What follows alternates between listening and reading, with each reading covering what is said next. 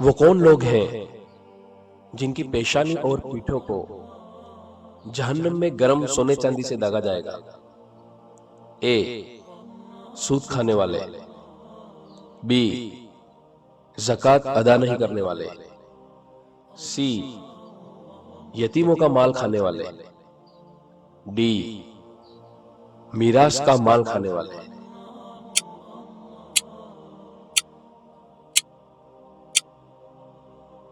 اور اس سوال کا صحیح جواب ہے بی، زکوٰۃ ادا نہیں کرنے والے۔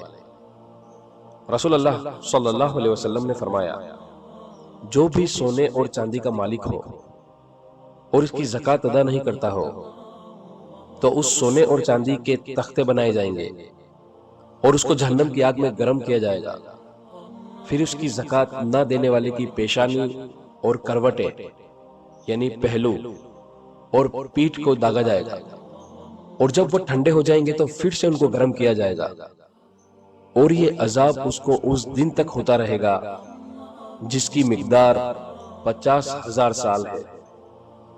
پھر اللہ سبحانہ وہ اپنے بندوں کے بیچ فیصلہ فرما دے گا اور وہ جنت یا جہنم کی طرف اپنا راستہ دیکھ لے گا۔ صحیح مسلم۔